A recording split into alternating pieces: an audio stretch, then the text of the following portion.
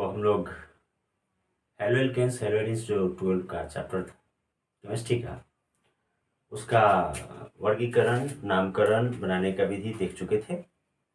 Matric का भी chemistry का वीडियो बना हुआ है, बायो का भी बनेगा। 11th और 12th के बायो का बन चुका है, बन भी रहा है।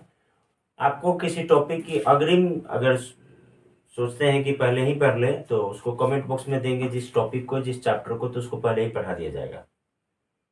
अब कहीं अगर लाइव आने की बात करें तो लाइव आके भी पढ़ाया जाएगा, अभी नहीं।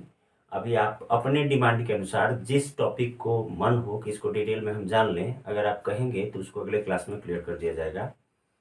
अभी आपका हो ना, जैसे 12 का बायो का चैप्टर चल चुका है, चल भी रहा है। 11th का भी चलेगा, मैट्रिक का केमिस्ट्री चल रहा है, 12 का केमिस्ट्री चल रहा है, 11th के केमिस्ट्री के बेसिक को बताया गया, नोमेनक्लेचर बताया गया। अब इस चैनल को अगर आप सब्सक्राइब करते हैं तो उस पर सारा डिटेल आपको मिलता रहेगा, सारा वीडियो का लिंक मिलता रहेगा, सब कुछ मिल जाएगा आपको। अगर कोई कमेंट बॉक्स में अगर ज़रूरत पड़े किसी टॉपिक को तो दे सकते हैं, उल्टा डिस्क्रिप्शन में कुछ लिंक दिए जाएंगे जिससे वो खोल के आप देखेंगे तो अन्य वीडियो भी मिलते रहेंगे। तो चलते हैं 12 के टॉपिक पे, हेलो एल्केन्स हेलो एल्केन्स के फिजिकल और केमिकल प्रॉपर्टी पे। तो फिजिकल प्रॉपर्टी की बात करें तो भौतिक गुण क्या होता है? रंग रूप आकार कैसा है, गंध कैसा है, गलनांक क्वथनांक कितना है, विलेयता क्या है, इसके बारे में जानकारी हासिल करेंगे। तो फिजिकल प्रॉपर्टी में 9-10 कार्बन तक, 3-4-5 कार्बन तक वाले गैस होते हैं, 4-5 से अधिक कार्बन वाले द्रव होते हैं।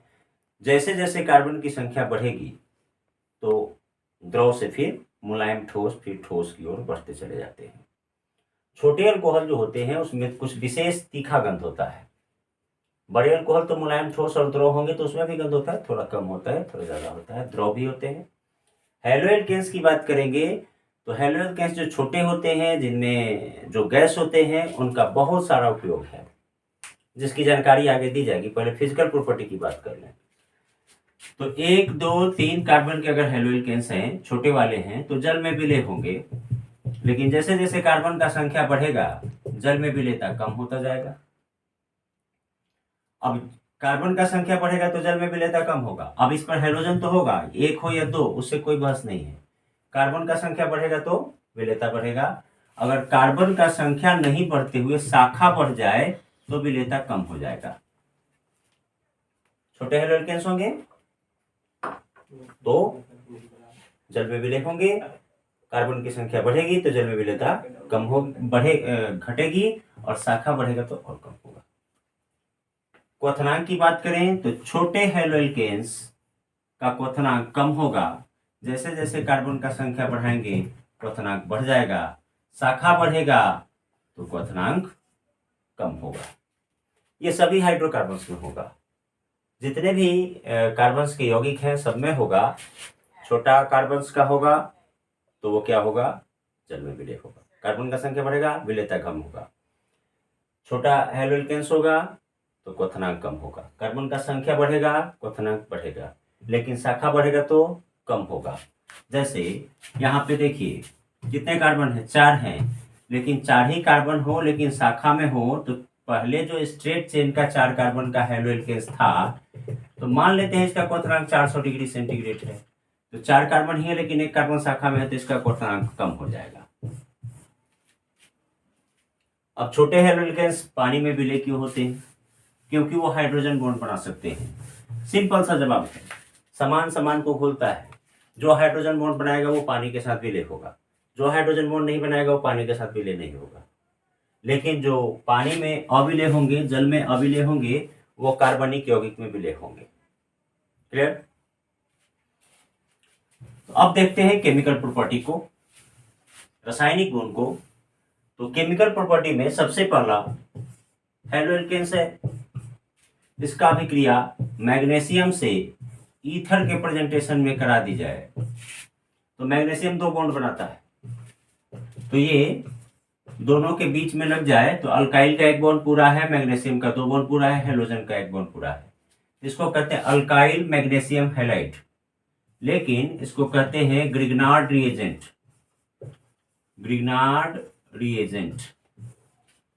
ग्रिग्नार्ड अभिकर्मक किसने बनाया था? विक्टर ग्रिग्नार्ड ने। विक्टर ग्रिग्नार्ड ने कब बनाया था? 1900 में। अब इस पर इतना जोर क्यों दिया जा रहा है? ये बेहतर अभिकर्मक है, इसके सहायता से बहुत सारे कंपाउंड बनाए जाते हैं, आसानी से बन जाते हैं, कम खर्च में बन जाते हैं। अब जैसे देख लीजिए आप, अगर इस पर पानी का रिएक्शन करा दें तो क्या होगा?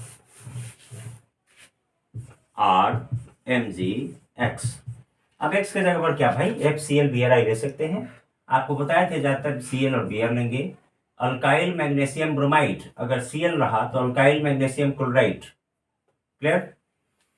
तो अल्काइल मैग्नीशियम हाइड्राइड की अभिक्रिया जैसे ही पानी से कराएंगे तो क्या होगा? पानी क्या देगा हमको? H+ और OH-। इस बॉन्ड को तोड़ते हैं, मैग्नीशियम पर 2+, 1- यहाँ, 1- यहाँ, तो इसके बीच का बॉन्ड तो आयनिक कैरेक्टर का होगा। आयनिक बॉन्ड होगा तो ये नहीं टूटेगा, ये सहसंयोजक बॉन्ड होगा तो ये टूटेगा। प्लस किसको मिलेगा? माइनस को। ये माइनस किसको मिलेगा? प्लस को।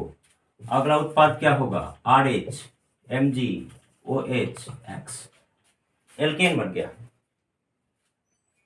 ग्रिग्नार्ड रिएजेंट पर जैसे ही पानी का भी गिरेगा तो एल्केन बना। एल्केन कैसे कहेंगे इसको? अल्काइल किसको बोलते हैं?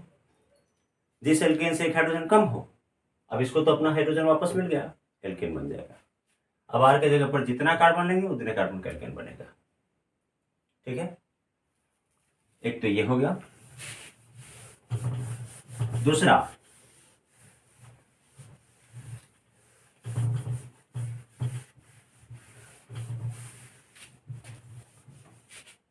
हेलो एल्केन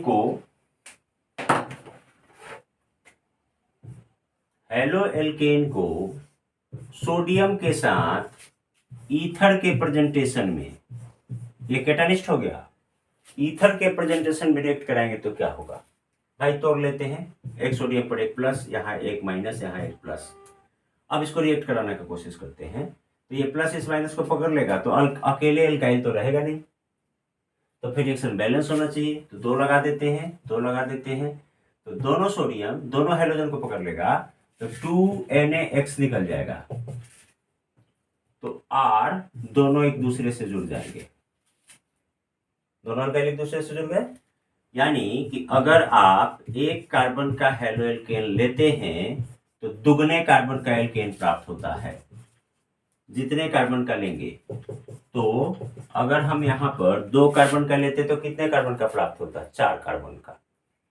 मिथाइल क्लोराइड लिए तो इथेन प्राप्त हुआ, इथाइल क्लोराइड लेते तो ब्यूटेन प्राप्त होता, जितना लेंगे उसका डबल। इस रिएक्शन को कहते हैं ऊर्ज रिएक्शन। ऊर्ज अभिक्रिया बहुत इंपॉर्टेंट अभिक्रिया, नेम रिएक्शन में आता है। नेम रिएक्शन है ऊर्ज रिएक्शन। ऊर्ज पर ध्यान दे दिए, अब जरा फिटिंग पर ध्यान देते हैं। दूसरा होता है फिटिंग रिएक्शन। तो फिटिंग रिएक्शन में क्या होता है? बेंजीन के ऊपर अगर हेलोजन है, क्लोरोबेंजीन हो गया। अब इसका अभिक्रिया सोडियम से ईथर के प्रेजेंटेशन में कराएंगे तो क्या होगा?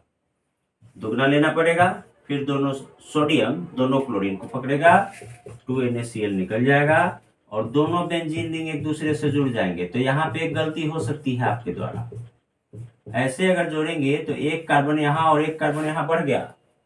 कहां से आया कार्बन? आपने गलती की है।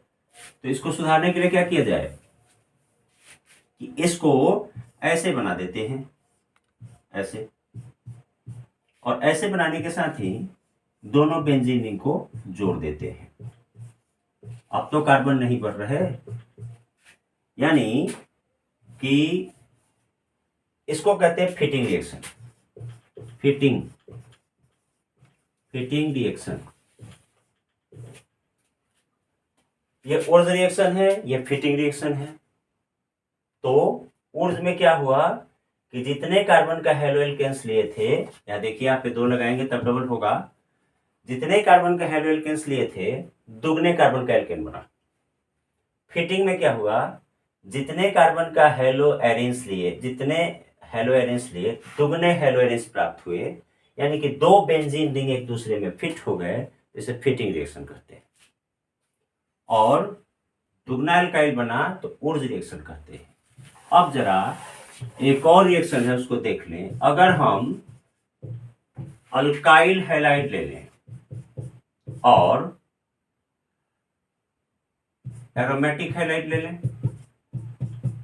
और इसका सोडियम के साथ ईथर के उपस्थिति में रिएक्शन कराएं तो देखिए, एक आपने लिया ऊर्ज में से, एक लिया आपने फिटिंग में से, तो दोनों एक दूसरे से जुड़ जाएंगे और 2NX निकल जाएगा।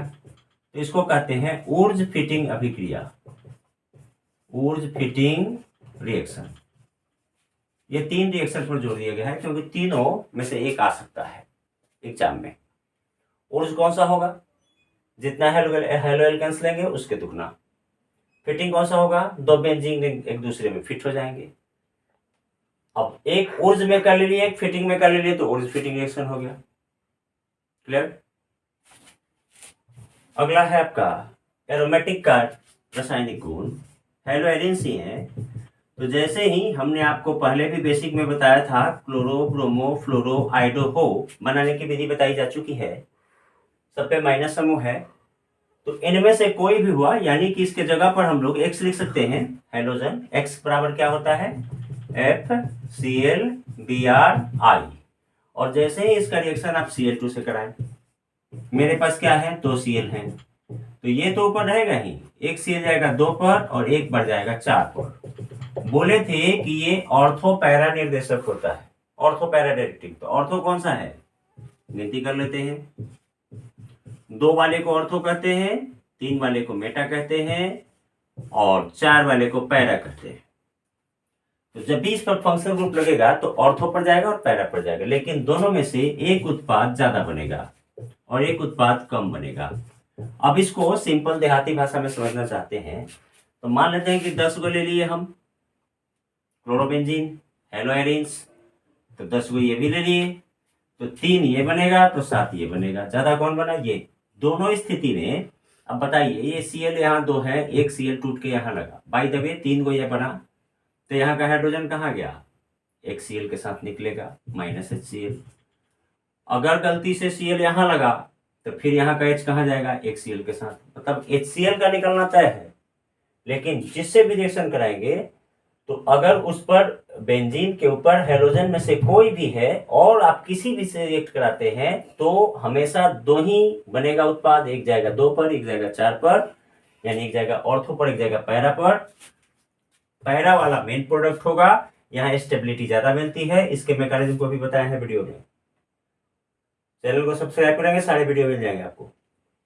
2 वाला कम बनेगा, 4 वाला ज्यादा बनेगा। अब अगर इस रिएक्शन को चेंज कर दिया जाए तो देख लीजिए, हो सकता है कि यहां पर Br2 से ही रिएक्शन कराने की बात की जाए। क्या होगा भाई? 2 Br है मेरे पास, तो HBr तो निकलेगा ही, एक बार Br जाएगा 2 पर और एक बार Br जाएगा 4 पर। 4 वाला ज्यादा बनेगा, 2 वाला कम बनेगा, सिंपल है। अब अगर हम इस पर CH3Cl का रिएक्शन करा दें अल्काइल हैलाइड्स का, तो क्या होगा? 2 और 4 पे लगेंगे, तो 2 पर तो क्या है? सबके पास हाइड्रोजन है, तो अगर यहाँ का हाइड्रोजन देगा तो Cl के साथ निकल जाएगा, क्या बचेगा? CH3। तो CH3 कहाँ लगेगा? एक बार 2 पर और एक बार 4 पर। 4 वाला उत्पाद मुख्य होगा और ये वाला उत्पाद अल्प होगा। इसे कहते हैं फ्रीडेल क्राफ्ट अभिक्रिया, फ्रीडेल क्राफ्ट रिएक्शन। हालांकि फ्रीडेल क्राफ्ट में थोड़ी सी कंफ्यूजन होती है बच्चों को, तो उसको क्लियर कर देते हैं कि बेंजीन रिंग के ऊपर अगर CH3 जुड़ता हो, कहीं भी जुड़ता हो, किसी और के साथ या अकेले, तो वो फ्रीडेल क्राफ्ट ही होगा। अगर आप यहाँ C2H5 लेते तो क्या होता? C2H5 जुड़ता, एल्केन तो जुड़ता, तो वो फ्रीडेल क्राफ्ट ही होता। इसको नोट कर लें। एक और रिएक्शन, क्लोरोबेंजीन की अभिक्रिया सोडियम हाइड्रोक्साइड से 623 केल्विन ताप और 300 एटीएम दाब पर कराई जाए तो क्या होगा? 300 मंडली दाब। तो ऐसे तो सिंपली सीखने के लिए आप समझ रहे हैं कि यहाँ पे माइनस है तो यहाँ पे प्लस होगा, यहाँ पे प्लस होगा, यहाँ पे माइनस होगा, Na किसके साथ जाएगा? Cl के साथ, और OH आके लग जाएगा। लेकिन मैकेनिज्म थोड़ा अलग होता है। मैकेनिज्म क्या होता है कि यहाँ पर Cl है तो पहले NaO का ट्रांसफर होता है, लेकिन आपके लिए जैसा कि मैंने बताया था कि प्लस माइनस तोड़ के आप जोड़ दीजिए, आपका प्रोडक्ट बनेगा। तो ये मेथड सही है। NaO पहले ट्रांसफर हो जाता है यहाँ, फिर Cl चला जाता है यहाँ से अलग H के साथ, HCl निकलता है। फिर क्या होता है कि Na जाता है Cl के साथ और तब जाके O लगता है और बनता है। तो वो मेथड केमिस्ट्री की भाषा है। मैकेनिज्म को धीरे धीरे सिखाया जाएगा। मैकेनिज्म पहले थोड़ा सा बताए भी हैं। अभी आपको सिंपली अगर रिएक्शन को रट्टा न मारना हो तो स्ट्रिक से ट्रिकली बना सकते हैं। बाकी तो आप जानते हैं कि क्लोरोबेंजीन हो, ब्रोमोबेंजीन हो, फ्लोरोबेंजीन हो, आयोडोबेंजीन हो, जब भी रिएक्शन कराएंगे तो एक बार 2 पर जाएगा, एक बार 4 पर जाएगा। तो एरोमेटिक हैलाइड्स का सारा रिएक्शन इसी पे खत्म हो जाएगा आपका। अब क्लोरोबेंजीन है, किसी ने कहा कि इसकी अभिक्रिया नाइट्रिक अम्ल से कराइए, HNO3 से। कोशिश करते हैं। तो यहां से यहां सबके पास क्या है? हाइड्रोजन है। हम तो जानते हैं कि इधर से मिलने वाले समूह 2 जगह जाएंगे, एक बार 2 पर और एक बार 4 पर। यहां से क्या मिलेगा? यहां से क्या मिलेगा? H मिलेगा। H पर क्या होता है? प्लस। सब पर एक H है भाई, लेकिन जाएगा कहां? 2 और 4 पे। तो अगर 2 का H हटता है, यहाँ का H हटता है, तो इसको तोड़ेंगे तो क्या मिलेगा? इस H का डिमांड क्या होगा? OH। इसमें से OH अगर निकाल दें तो बचेगा क्या? O और H तो आपने निकाल दिया, NO2। NO2 बचा, तो OH और H क्या होगा? पानी निकल जाएगा। क्या बचा? NO2। NO2 कहाँ जाएगा? अभी बताए हैं आपको, एक बार 2 पर और एक बार 4 पर। 4 वाला ज्यादा बनेगा, 2 वाला कम बनेगा। इसके आधार पर इसका कोई भी रासायनिक गुण आप कोई भी रिएक्शन बना सकते हैं। ठीक है, उपयोग को कल क्लियर करते हैं।